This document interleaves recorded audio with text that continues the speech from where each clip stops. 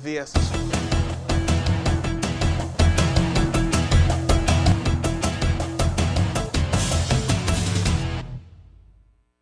O programa a seguir não é recomendado a menores de 10 anos.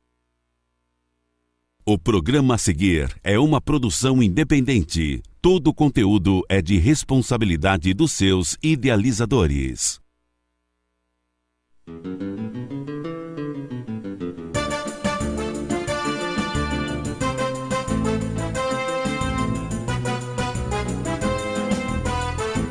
Aqui são as opções que a gente trabalha no buffet por quilo, de segunda a sexta. Entre as opções, a gente colocou o cupim casqueirado, que é uma especialidade nossa, o carro-chefe da casa. O cupim casqueirado passa por 3 horas de cozimento no bafo e depois ele é jogado no nosso tempero especial e passado na grelha para fazer uma casquinha por fora. Por dentro ele fica soltinho, bem macio. E venham todos nos conhecer.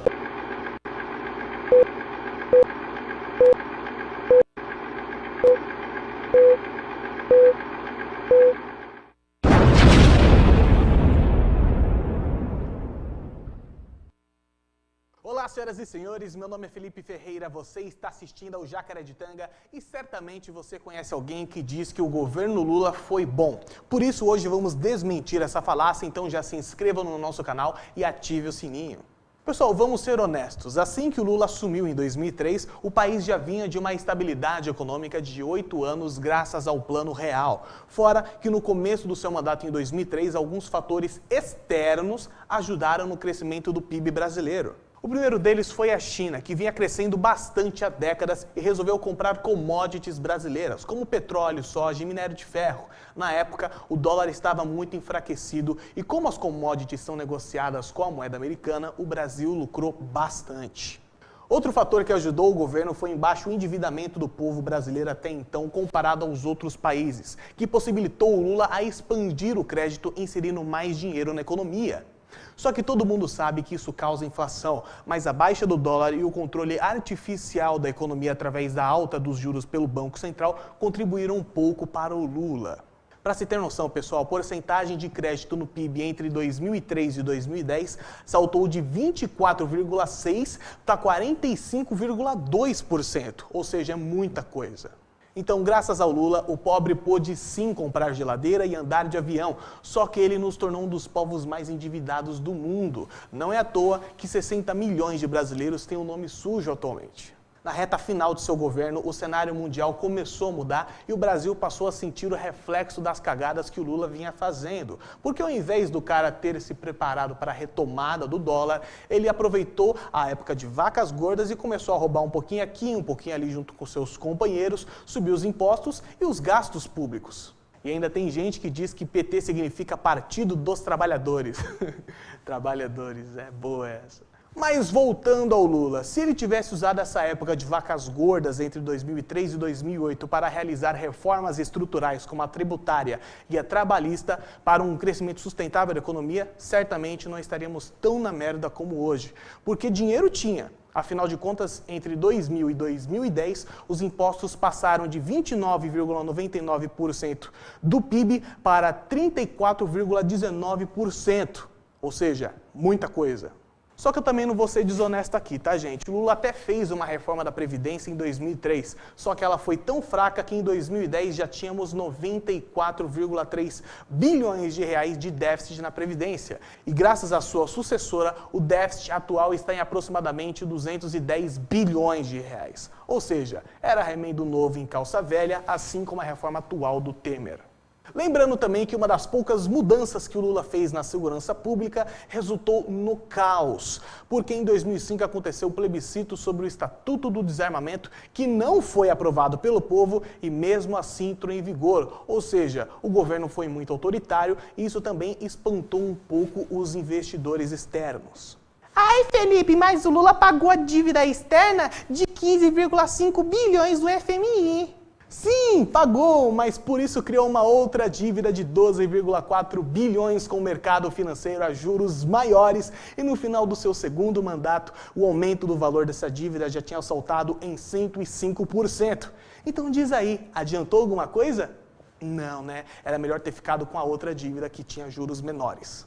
Enfim, pessoal, eu vou parar por aqui porque eu decidi falar só sobre a parte econômica do governo Lula, mas vocês sabem muito bem que houve um grande aparelhamento da mídia, da máquina pública, desvio de dinheiro, desperdício de verba, má gestão educacional, doutrinação, cerceamento de liberdades individuais e uma série de outros fatores que resultaram a nossa desgraça atual. Por isso, deixe aqui os seus comentários, lembrando que você pode baixar os nossos vídeos para postar onde quiser, inclusive no seu WhatsApp ou então Facebook. Meu nome é Felipe Ferreira e até a próxima. Tchau, tchau. Olá, senhoras e senhores, meu nome é Felipe Ferreira, você está assistindo ao programa Autenticidade, especialíssimo, e continuando com a nossa série de sabatinas, hoje do meu lado mais um pré-candidato a deputado federal, dessa vez, pelo PSL, o Partido Social Liberal, comandado por Jair Bolsonaro. Está ele aqui do meu lado, Marcos Dantas, auditor da Receita Federal, especialista em impostos e tudo mais. Tudo bom? Muito obrigado pelo convite. Eu que agradeço a oportunidade de falar para as pessoas e, enfim, poder debater um pouco das nossas ideias, das nossas propostas para melhorar o nosso país numa área que é tão essencial, que é exatamente o bolso de todos nós, o bolso de todos vocês, o meu bolso, o bolso da população brasileira, que pagamos impostos demais e que alguém tem que começar a discutir isso e propor redução desses impostos. Show de bola, acho ótimo, Dantas, que você tenha topado vir aqui no nosso programa, porque aqui não adianta, a gente vai no fundo, tenta tocar nas feridas e encurralar qualquer um que passe por aqui, viu? Então vai se preparando. E você que está nos assistindo, vai compartilhando, jogando o link do nosso programa em seus grupos de WhatsApp, de Facebook. Chama todo mundo que está na sua casa para assistir também, porque hoje a gente vai falar de muita coisa para você, eleitor, e se antenando nas pautas do momento e também conhecendo os pré-candidatos hoje, Marcos Dantas aqui. Mas eu gostaria que você, Marcos, olhasse naquela câmera ali e dissesse quem é você e por que escolheu ser pré-candidato pelo PSL a deputado federal. Bom, Ferreira, meu nome é Marcos Dantas, eu sou auditor fiscal da Receita Federal. Antes disso, eu sou uma pessoa, sou um ser humano e sou nordestino. Não sei se vocês perceberam pelo meu sotaque, eu nasci no interior da Paraíba e tive uma trajetória, sou oriundo de uma família muito pobre e consegui, graças a um esforço pessoal e ao esforço da minha família, sobretudo, que me ajudou em todos os momentos, de certa forma, vencer. E eu acho que todo brasileiro tem o direito de ter essa possibilidade, de ter educação de qualidade e, com base na educação e no esforço pessoal, no próprio mérito e no apoio da família, realmente ter um desenvolvimento, Tá ligado. Pode falar. Ter um desenvolvimento pessoal, profissional e para o engrandecimento da sua família e do nosso país. Show de bola. E caso você seja eleito deputado federal, qual vai ser a sua principal bandeira no Congresso? Tem alguma? Com certeza. Até pela minha experiência profissional, como eu falei, eu sou auditor da Receita Federal, o meu trabalho vai ser tentar reduzir os impostos no Brasil. O brasileiro paga uma carga de impostos altíssima e, se a gente pensar nos serviços públicos que são ofertados, aí a condição fica absolutamente impraticável. Paga-se muito imposto, você não tem uma educação de qualidade, você não tem saúde de qualidade, você não tem segurança pública. A gente vai para o trabalho, nossa esposa vai para o trabalho, nossos filhos vão para a escola e nós não sabemos se eles vão voltar. E o imposto que nós pagamos, altíssimo, volto a repetir, deveria ser exatamente para isso.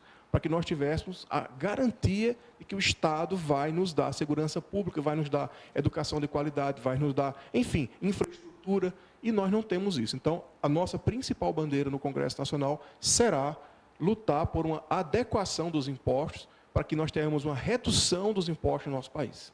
Muito bem, eu costumo sempre mencionar aqui no programa, os nossos impostos vivem subindo, sobe todo mês, todo dia praticamente sobe imposto, seja federal, municipal, estadual, só que o investimento público não é retornado para o povo brasileiro tanto, que saiu uma pesquisa recente dizendo que o investimento público caiu 1,17%.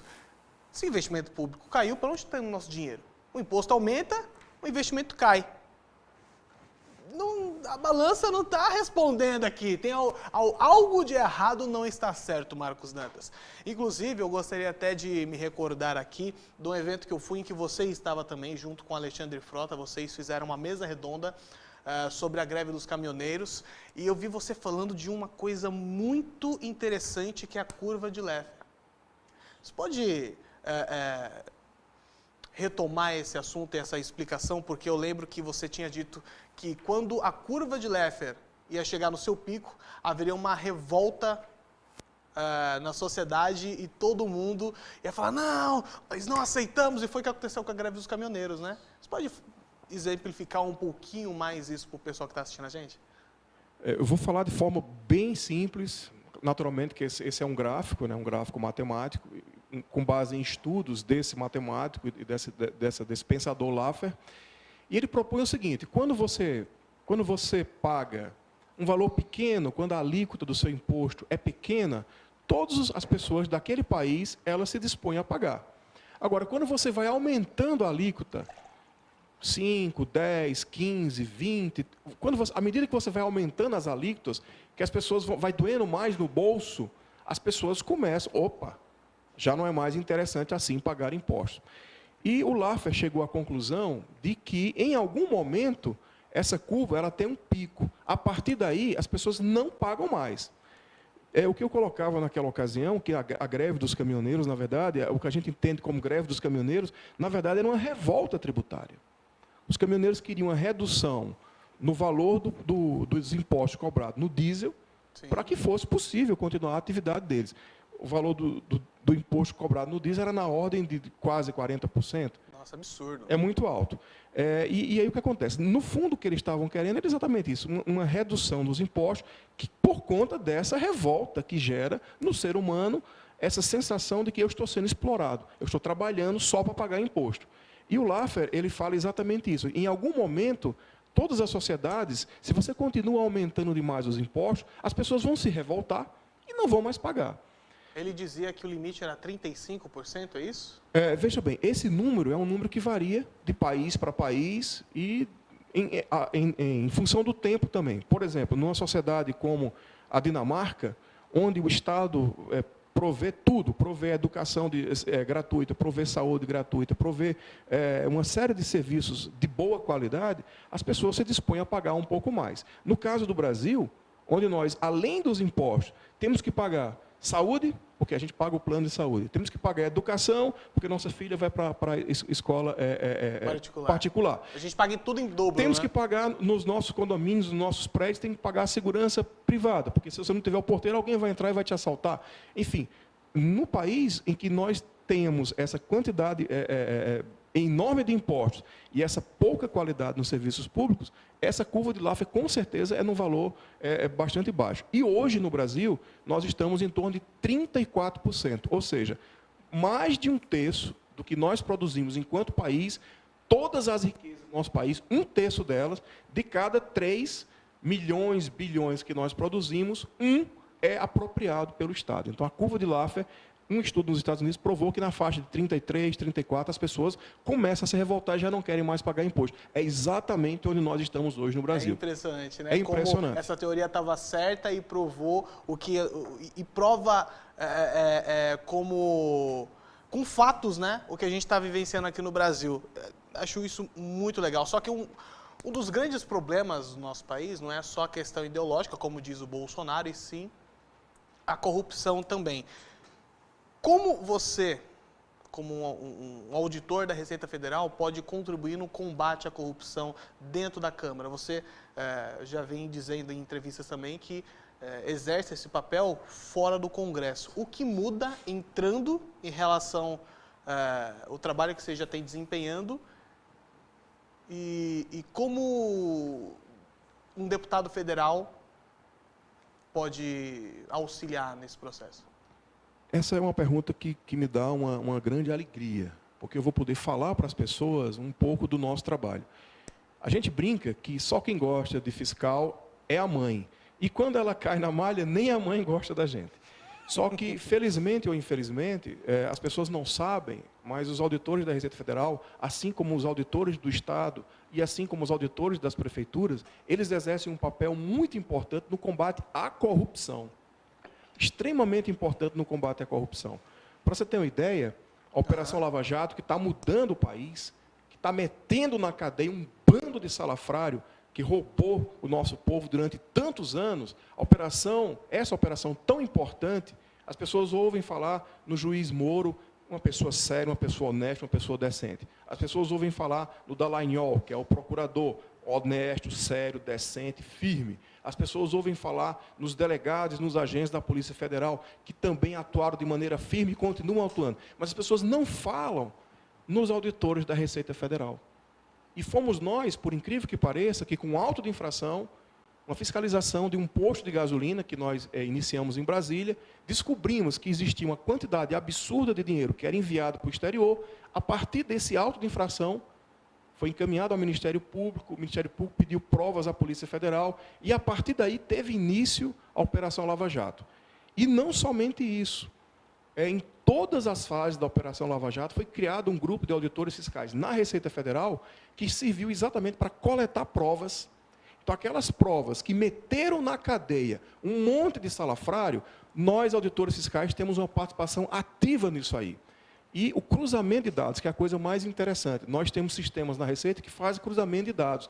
Então, assim, as pessoas roubam dinheiro público e esquecem que deixa rastro. E nós somos especialistas exatamente isso. Buscar os rastros e resgatar o dinheiro daquilo que foi roubado da população. Que legal. Então, se não fosse a ajuda dos auditores fiscais, possivelmente a Lava Jato não estaria no rumo que está hoje? A Lava Jato nem teria ocorrido. Caraca. Porque foi a partir de uma auto-infração, volto a repetir, uma auto-infração de um colega meu, auditor fiscal, que deu início à Operação Lava Jato, que deu início às investigações da Operação Lava Jato, e durante todas as fases do processo, os auditores foram fundamentais no processo de arrecadar provas que foram utilizadas pelo juiz Moro para condenar e sentenciar à cadeia muito salafrário nesse Brasil. Tá vendo? Então você que está aí assistindo, muitas vezes tem um pensamento que é muito comum, inclusive, no Brasil. Ai, mas funcionário público é só parasita, não contribui em nada. Nem todos, viu? Nem todos. Muitos são extremamente importantes. E fiscais, como o Marcos Dantas, desempenham um bom trabalho na Receita Federal, podem contribuir, sim, para um país mais justo, um país com menos corrupção, assim como foi o caso do colega dele que ajudou no surgimento da Lava Jato. Meus parabéns ao serviço de vocês, viu? Mas agora eu tenho uma dúvida pessoal, eu gostaria de tirá-la com você, porque tem a ver com impostos. Ok, manda ver. Eu reconheço que as bebidas alcoólicas, elas não se distinguem de outras drogas, tá? Ela provoca tantos malefícios ou até mais, né? Inclusive, o álcool ele provoca até mais dano do que a própria maconha, e deixando claro aqui que eu não sou a favor da legalização da maconha, mas assim, eu fico imaginando em como pode se reduzir os danos que o álcool provoca, porque a pessoa vai lá, bebe pra caramba e aí sai fazendo um monte de besteira. Eu imagino que um aumento progressivo nas bebidas alcoólicas podem fazer com que o consumo também diminua. E com o consumo diminuindo, menos pessoas vão pegar o carro alcoolizado ou tão alcoolizado para voltar para casa, ou então sair de uma festinha. E eu aposto que várias pessoas devem estar assistindo falando: ih, o Ferreira é um socialista, defende o que Marx defendia, que aumenta os impostos. Mas calma lá, eu acho que acima disso existe uma questão moral que é muito importante. Eu não posso ser hipócrita e chegar aqui e falar: olha só, eu defendo que a maconha continue proibida, eu acho que o usuário ele tem que ser punido, também sou contra o uso da cocaína, mas contra o álcool não me manifestar. Não posso ser hipócrita a esse ponto. Então, eu sim defendo que, de alguma forma, o álcool seja restringido. Você acha que a taxação progressiva das bebidas alcoólicas, quanto mais álcool, quanto mais teor alcoólico há naquela substância, mais imposto, seja uma solução apropriada para a redução do seu consumo, ou não, porque daí as pessoas iam procurar o tráfico, a pessoa ia traficar corote? Você acha que eu posso estar equivocado ou que o meu raciocínio faz sentido? Veja bem, o seu raciocínio é algo coerente, só que nós temos que ter cuidado com isso. As pessoas têm que entender o seguinte: nós defendemos uma redução nos impostos, sobretudo os impostos sobre consumo. todos os produtos no Brasil são tributados e tributados de maneira muito elevada, inclusive bebidas alcoólicas, que já são tributadas. Por exemplo, cerveja, 55% de tributo. Cachaça nessa mesma faixa, vodka nessa mesma faixa. Então, o que acontece? Para que nós possamos advogar essa tese de que nós devemos aumentar a tributação nos produtos alcoólicos, nós temos que ter a contrapartida. Onde nós vamos tirar? Uma alternativa, por exemplo, seria reduzir os impostos, por exemplo, em medicamentos.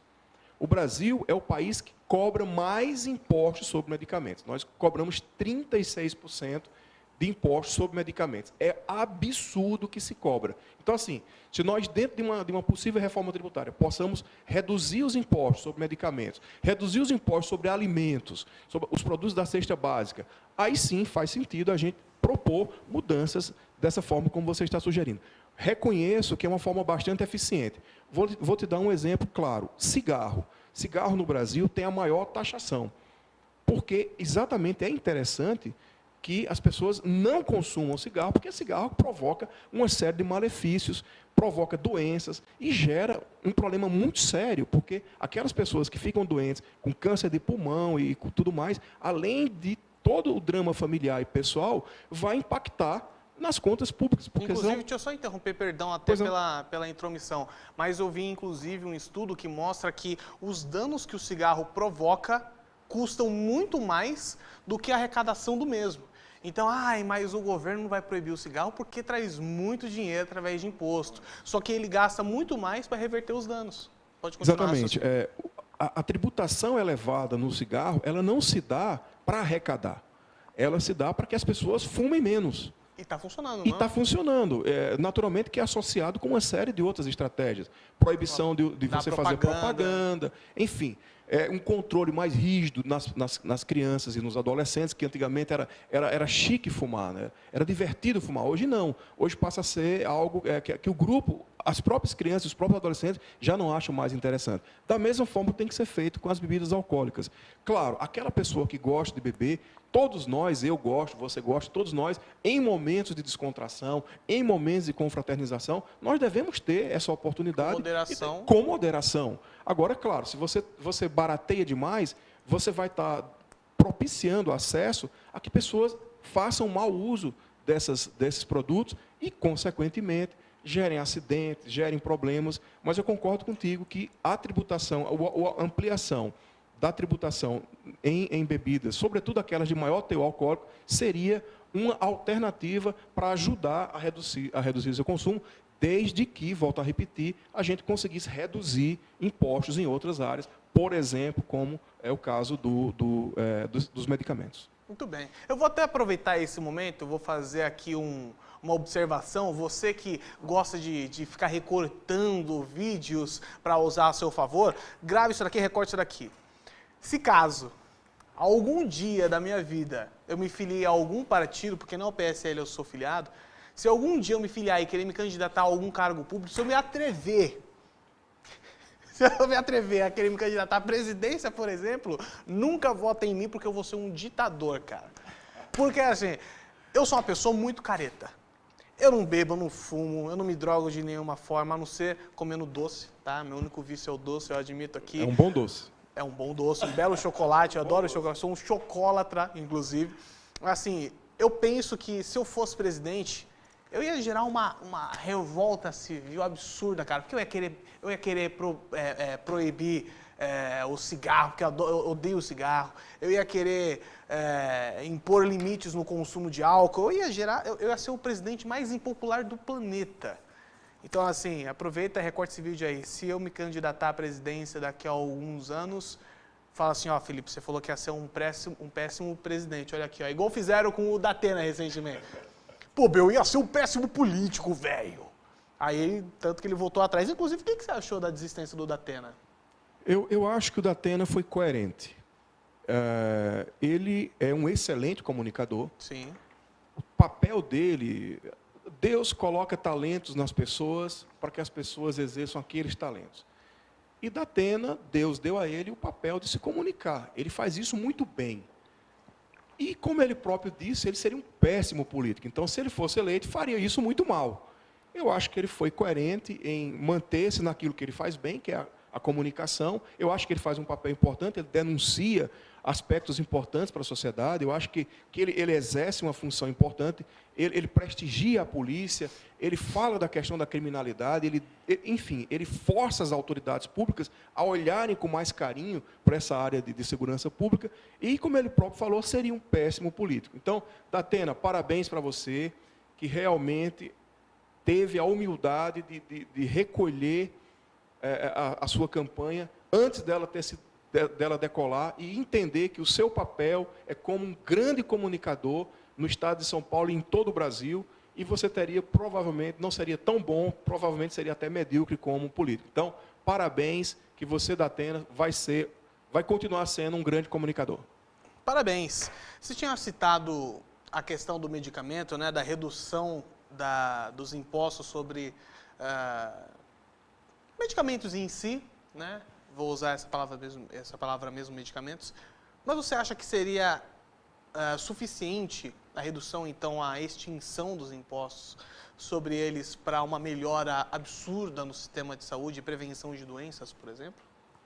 Seguramente ajudaria. Claro que o sistema público e mesmo o sistema privado de saúde é extremamente complexo.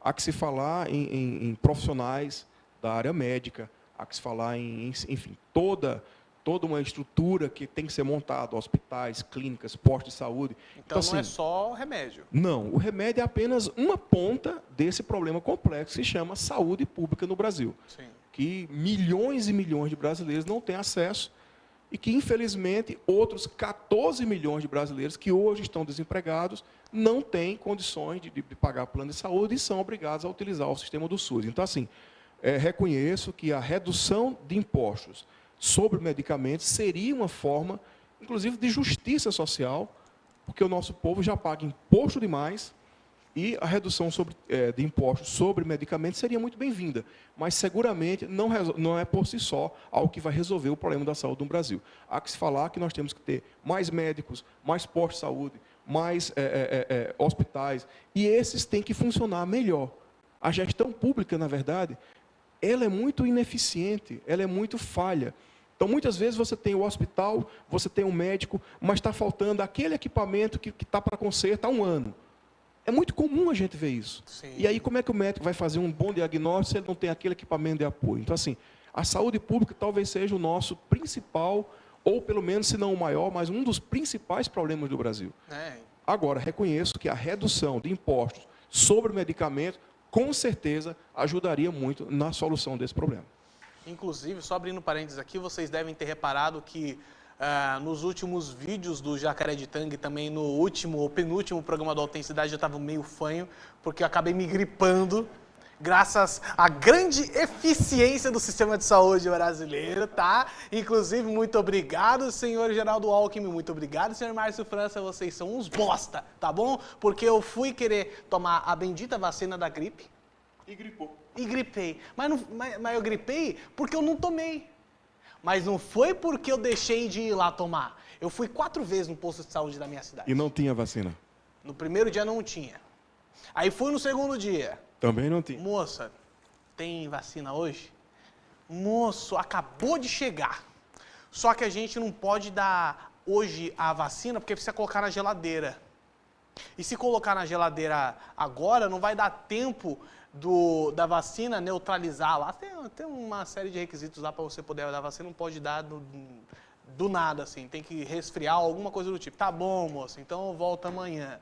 Voltei amanhã, falei, moça, e aí? Colocou as vacinas na geladeira? Pode me vacinar hoje? Então, moço, a geladeira quebrou. Tá escutando esse barulhinho? Então, é a geladeira fazendo barulho e falando que tá quebrada. A gente vai ter que esperar o pessoal vir consertar, aí depois a gente vacina. Falei, tá bom. Voltei no outro dia. Moça, e aí? Vai me vacinar hoje? Então, moço. Tô até com pena de você, viu? Tô com pena de você. As vacinas foram encaminhadas por um outro posto de saúde aqui da cidade e vai ser disponibilizado só lá porque falaram que a nossa máquina não tem conserto. Pode com isso, Marcos? Deixa eu ver se eu entendi. Absurdo, cara. Deixa eu ver se eu entendi. Eu não tomei a vacina e acabei gripando por causa disso. As vacinas, elas devem ser aplicadas na época do inverno, quando fica mais frio e as pessoas adoecem mais. E aí, esse ex-governador que é candidato a presidente, que diz que é muito bom, que é muito competente, que vai mudar o Brasil, não consegue disponibilizar a vacina na época certa. Exatamente. E ele diz que vai resolver o problema da saúde do Brasil. Mas não é só isso, não. O Alckmin, ele vive falando assim, não, eu sou o governador do estado com os melhores índices de segurança pública. Inclusive, E de gripe, pelo jeito. Tentou, inclusive, fazer um debate com o Jair Bolsonaro, né, para chamar a atenção, porque ninguém nem sabe quem é Geraldo Alckmin hoje em dia, querendo chamar a atenção, falou, não, vou convidar o Bolsonaro para um debate sobre segurança pública, porque ele se gaba muito. Ai, não, São Paulo é o estado com os melhores índices. Não o estado com os melhores, e sim com os menos piores. Você não deve se orgulhar pela taxa de homicídio aqui em São Paulo ser tal. Não é motivo de orgulho, de prestígio. Ninguém deve falar parabéns para você porque morre menos gente aqui do que em outro estado. Porque se morre pelo menos uma pessoa aqui vítima de homicídio, vítima de violência, a responsabilidade é sua, Alckmin. É sua, Márcio França. É dos políticos. E não é só do governador não, tá? Porque existe vereador, existe deputado estadual, existe deputado federal, existe senador, presidente, ministro, o caramba quatro, justamente para estabelecer políticas, leis e fazer um tipo de gestão, fazer uma administração que impeça esse tipo de coisa de acontecer. E você ainda se orgulha, falando, olha só, olha os meus números, é o estado menos pior. Alckmin, para, né, meu? Poxa vida. E aí depois, o Dantas, chega pra mim, corta aqui nessa câmera aqui pra ficar eu e o Dantas. Aí chega o João Dória falando assim, não, eu vou ser renovação, acelera São Paulo. Eu, quando for o governador de São Paulo, vou mudar este país. Você acha, Dantas, que o PSDB, que está há décadas, há quanto tempo ele está aqui administrando São Paulo, o Edson Salomão, que é há 24 anos? O Edson Salomão, presidente do Direito de São Paulo, está aqui no estúdio e acabou me soprando aqui a quantidade exata de tempo que eles estão aqui. Há 24 anos o PSDB administra São Paulo, quase 30 décadas, 3 décadas, 30 anos, e não mudou nada. Aí chega o Dória, também um tucano, para mim tucano já começa sendo um animal de nariz grande, né? Ou seja, já não deve receber prestígio por isso, falando, não, vai mudar São Paulo vai ser uma maravilha comigo. Ele vive falando, não, sou um liberal. Chegou na prefeitura de São Paulo, transformou o Uber em um táxi, subiu o imposto em Netflix, em Spotify, nos serviços de streaming, falou que ia privatizar um monte de coisa, quer reduzir o tamanho do Estado, não reduziu porcaria nenhuma, né? Não cumpriu nem as promessas dele, falando que a fila da saúde ia diminuir com o tal corujão dele, que eu achei que ia ser um projeto excelente, tá? Mas mesmo assim foi um fracasso. Você acha, Dantas, que o João Dória vai fazer um bom serviço caso ele se eleja governador de São Paulo? Agora é com você. Eu acho que ele, como governador de São Paulo, vai ser tão ruim como foi como prefeito de São Paulo. Aliás, se omitiu, né? Cadê o prefeito de São Paulo? Não tem. Ele se elegeu dizendo que era gestor. Eu não sou político. Falava palavras dele. Eu não sou político. Eu sou um gestor. Que péssimo gestor e que péssimo político. Então, assim, a gente fica com essa preocupação de que, se caso seja eleito para governador do Estado, também haja da mesma forma. Ou seja, vai ser alguém que não vai estar lá. E nós não podemos nos dar esse luxo. O Estado de São Paulo, por mais que eu não seja daqui, eu sou obrigado a reconhecer, é o Estado de maior vocação econômica do país. Tem uma necessidade de puxar esse país, o desenvolvimento econômico desse país. E o governador do Estado de São Paulo tem um papel político muito importante. Então, assim, o Brasil precisa que São Paulo vá bem. E para que São Paulo vá bem, é fundamental que os paulistas escolham bem o seu governador. E não sei se alguém que não foi um bom prefeito daria um bom governador. Não será um bom governador e espero que não seja. Emendando já nessa pergunta, o que você acha do Paulo Scaff, presidente da Fiesp? ele nunca administrou São Paulo, mas mesmo assim está naquele chove não molha, o pessoal ainda tem dúvidas sobre a competência dele, ele está sendo investigado na Lava Jato, apesar de não ter nada conclusivo contra ele, ele está envolvido em investigação, então eu honestamente não sei se é uma opção tão boa, me parece ser a menos pior, mas ainda assim tenho as minhas dúvidas, quero saber a sua opinião. O SCAF, como você bem falou, ele nunca administrou, ele nunca foi um administrador público. No entanto, ele fez uma grande gestão à frente da Fiesp. A Fiesp é uma entidade muito respeitada, ela congrega elementos do empresariado do Estado de São Paulo e, sobretudo, dos maiores empresários do Estado de São Paulo. Então, alguém que consegue liderar os maiores empresários do Brasil, certamente é alguém que tem méritos e alguém que a gente tem que depositar olhar, um voto de confiança. Depositar, em princípio, um voto de confiança. Agora, só saberemos mesmo se um dia ele for prefeito de São Paulo, ou governador do Estado de São Paulo, aí sim, nós teremos a certeza. Em princípio, eu diria que é um bom nome, haja visto ter essa capacidade de liderar os pesos pesados da economia do Estado de São Paulo e, consequentemente, do país. Ainda tenho as minhas dúvidas, sendo honesto, mas eu prefiro trocar o errado pelo duvidoso. Tá? Eu prefiro não continuar votando e elegendo um Pamonha como um Alckmin da vida, ou então João Dória da vida, e colocar uma pessoa ali que eu não sei como vai ser a gestão. Tá? Mas, enfim. Agora, meu querido Marcos Dantas, eu gostaria de voltar a falar de saúde pública com você, porque, assim, hoje, no Brasil, a cada 15 minutos uma pessoa é infectada com HIV. A gente vê cada dia mais e mais crianças e pré-adolescentes tomando pílula do dia seguinte, ou então tendo casos de gravidez precoce. Tá? A gente está vendo, inclusive, um surto de uma nova doença, acho que não é nova, mas aqui para a gente é nova, tá? Que é uma doença pouco conhecida, é a como é que é? Tem até o nome aqui, ó, Mycoplasma genitalium, é uma doença sexualmente transmissiva, conhecida também como MG. Ela está surtando aqui no Brasil agora, inesperadamente.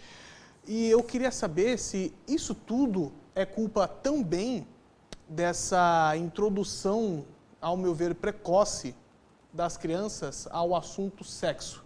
A esquerda, nos últimos 20 anos, quis educar sexualmente os nossos filhos, deixando com que um assunto que deveria ser pautado pelos pais e não a escola, fosse introduzido a eles. E queria saber se você também concorda comigo que, caso essa introdução ao tema não tivesse acontecido tão repentinamente, tão cedo, evitaria toda essa catástrofe envolvendo a sexualidade e também a saúde pública dos nossos jovens. Ferreira, uma menina de 12 anos, uma menina de 14 anos, é uma menina, é uma criança. E essa hipersexualização que nós percebemos na sociedade brasileira, que, aliás, não existe no resto do mundo. Não existe.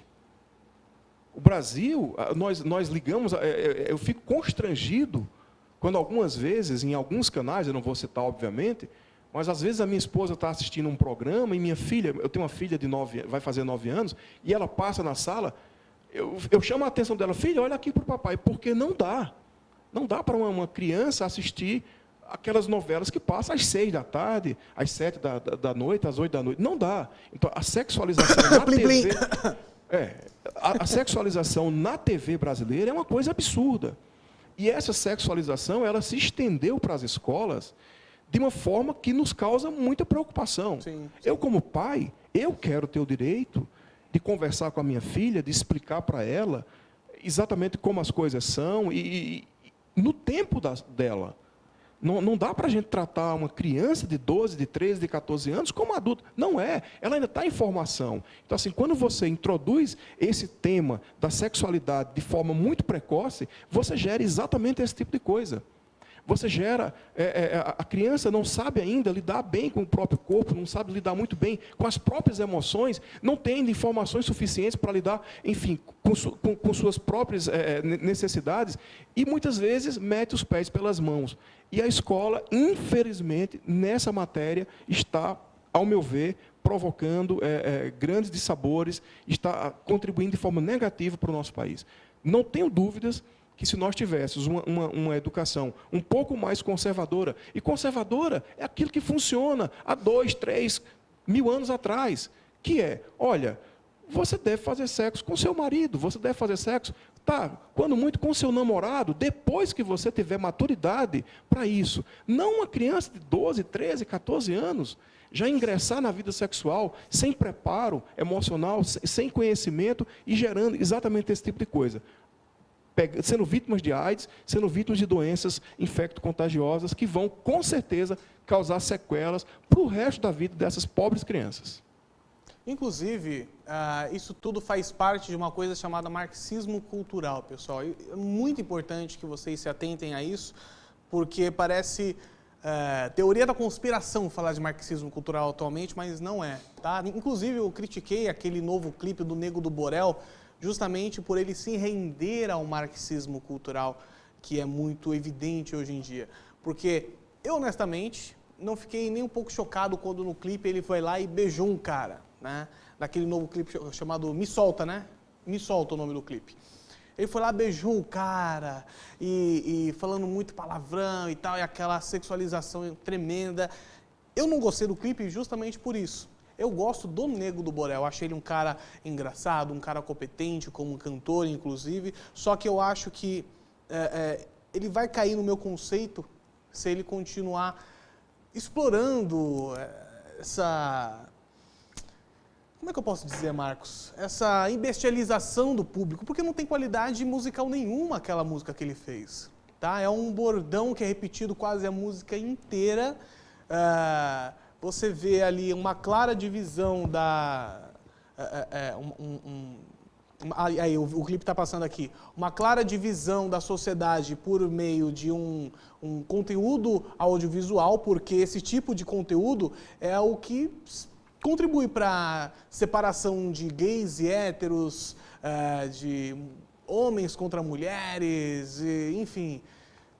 E é justamente isso que contribui para o marxismo cultural, porque o objetivo dessas pessoas é destrinchar a sociedade, para falar que defende as minorias, e aí quando chega, o Edson Salomão está aqui no estúdio, ele pode até me corrigir se eu estiver errado, para, enfim, quando chegar ao poder, criar aquele monte de cargo, de ministério, de pessoas que dizem que estão ali para defender essas tais minorias, e aí inchar cada vez mais o Estado,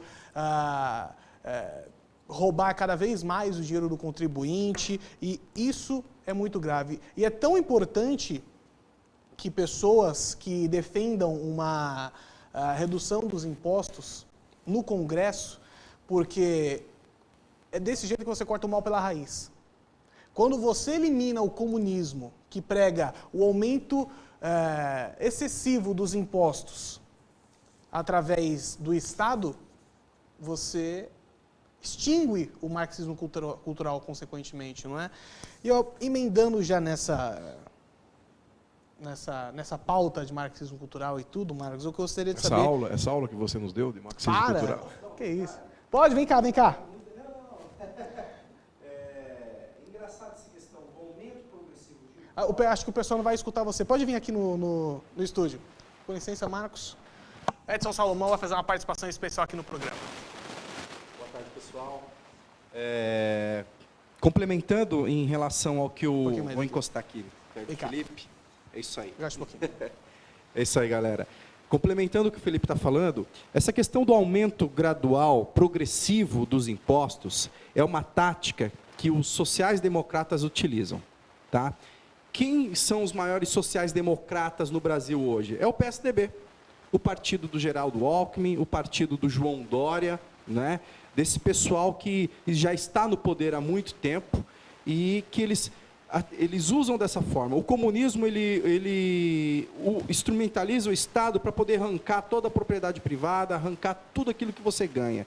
A social-democracia, ela pavimenta isso, ela vem aos poucos, gradualmente. Se os impostos é 20%, ela aumenta para 25%, para 30%, para 35%, até chegar na totalidade sem você perceber.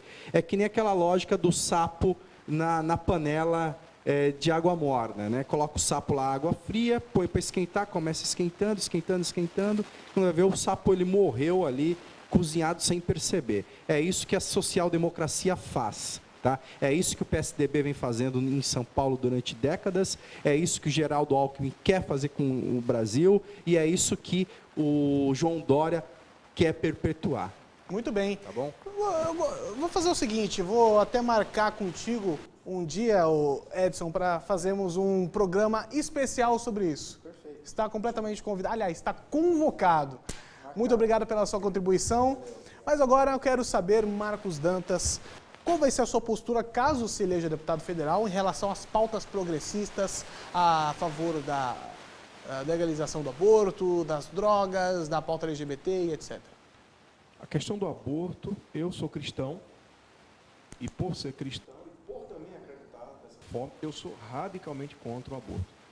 Eu acho que a vida, ela nasce naquele primeiro momento, e nenhum de nós tem o direito, exceto Deus, somente Deus tem o direito de tirar a vida, nós não. Então, eu sou contra o aborto.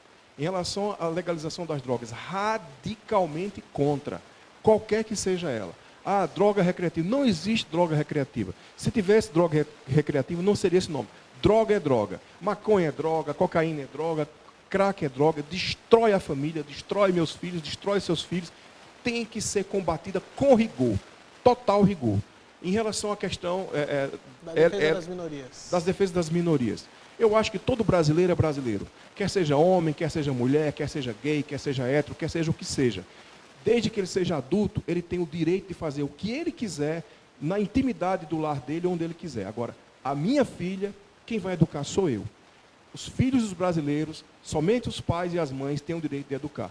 Dizer o que é que deve fazer é errado e vamos combater com veemência. Então, assim, tenho amigos, conheço profissionais que são excelentes profissionais, que são excelentes pessoas e têm as mais diversas interesses e inclinações sexuais, mas as praticam de forma responsável, de forma adulta, na intimidade dos seus lares. Nada contra. Agora, criança, expor uma criança, forçar uma criança a ter uma posição precocemente, sem que ela tenha informações, é um absurdo e somente nesse país que a gente vê isso que está acontecendo. Então, assim, se formos eleitos, iremos trabalhar fortemente contra essa sexualização precoce e contra essa questão da ideologia de gênero que quer se impor nas escolas brasileiras.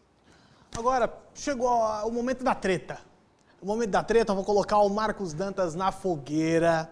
Só que antes disso, eu vou passar o comercial do Bolsomito. Tá? Porque esse é o momento que a audiência sobe, então eu vou aproveitar e fazer aqui a propaganda do nosso querido patrocinador, o Bolsomito, tá ok?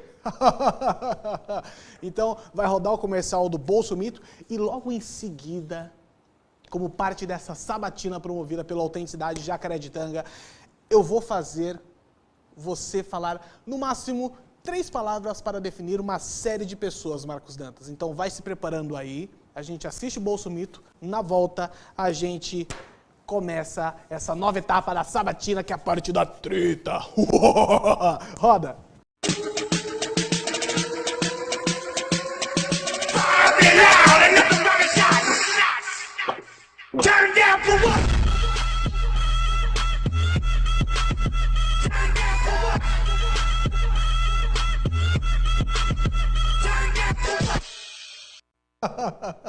Olha só, Marcos Dantas, isso daqui vai ficar pra você, tá ok? O Bolsomito Energy Drink. Finge que tá cheio, tá? Opa. Finge que não é cenográfico. Pois me deram um Bolsomito vazio. Eu quero um Bolsomito cheio, que eu possa beber, né? Não, é finge que tá cheio. Tá bom. Mas agora, tá chega de enrolação, Dantas. É a parte da treta. Manda ver. É a parte que... Esse quadro é o seguinte, eu vou falar pra você um nome, seja de uma pessoa, então uma entidade, seja lá o que for, e você vai ter que definir com, no máximo, 3 palavras, tá? Sem se justificar, tá? É papum.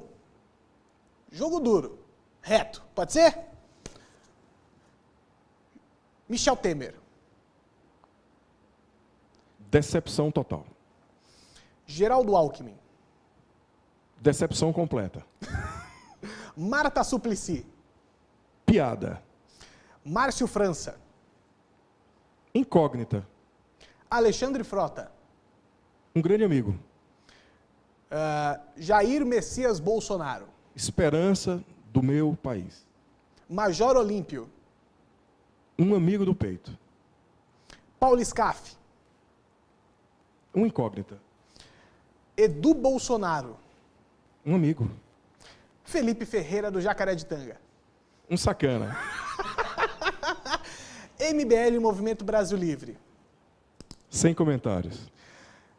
Pessoal, eu vou pedir para que você que assistiu, calma aí, em que câmera eu olho? Essa daqui? Pode ser essa? Eu vou pedir para que você que acompanhou o programa Autenticidade compartilhe ele fortemente em todos os seus grupos de WhatsApp, de Facebook. Foi um grandíssimo prazer apresentar o programa de hoje. Ao seu lado, Marcos Dantas. Eu vou deixar os segundos finais do programa para que você deixe a sua mensagem ao futuro eleitor que vai depositar a sua fé nos candidatos da eleição de 2018, que vai acontecer a partir do dia 7 de outubro. Com Meus você. amigos, nós estamos num país maravilhoso, com um povo honesto, trabalhador e que quer muito que dê certo. Só que para isso, nós temos que fazer o nosso papel de eleitor e votar em pessoas honestas, em pessoas decentes, para que aquilo que o nosso país tem vocação, ele se concretize. Nós nunca tivemos a população brasileira tão consciente da necessidade de mudança. E esse é o ano de promovermos todas as mudanças para que o nosso país, que o nosso povo, que os nossos filhos e nós mesmos possamos ter uma vida melhor. Então, assim, eu conclamo você, brasileiro, a pensar, a escolher e a não desperdiçar o seu voto. Por favor, não deixe para outro, não delegue para outro o seu papel. Não vote em branco, não vote nulo. Escolha, faça a sua escolha. Você também é responsável pelo futuro desse país e você depois não poderá reclamar se você delegar isso para outra pessoa. Decida por você. O que é que eu quero para o meu país, o que é que eu quero para o meu filho, o que é que eu quero para a minha filha. Decida, vote, não vote em branco, não vote nulo. Você é responsável por esse país. Muito bem. Até porque se você votar branco, nulo ou se abster, vão eleger um político para você. Então faça você Vai ter um papel. bandido no lugar de uma pessoa honesta. Exatamente. Olha só, eu fico muito grato a você, Marcos Dantas, por ter topado o convite de vir para cá, porque o que nós do Jacareditanga, programa Autenticidade, fazemos é só uma gotinha de água no oceano.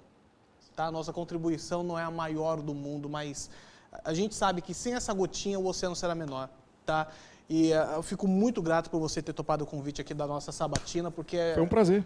O prazer foi completamente meu. Espero que em mais oportunidades você volte para a parte sabatinando, tá? E se você que assistiu o programa de hoje gostou da entrevista, saiba que daqui a 2 dias, que de hoje, segunda-feira, na quarta-feira, nós teremos outro pré-candidato a ser sabatinado aqui pelo programa. Então, mais uma vez, compartilhe o programa em suas redes sociais. Meu nome é Felipe Ferreira. A gente estará de volta na quarta-feira, no mesmo horário, no mesmo canal, a partir das 3 da tarde, também pelas redes sociais, na página do Frota, na página do Jacareditanga, no Correio do Poder, pela TV Osasco, no site da TV, www.tvosasco.com.br, em todas as TV a cabo que a TV passa.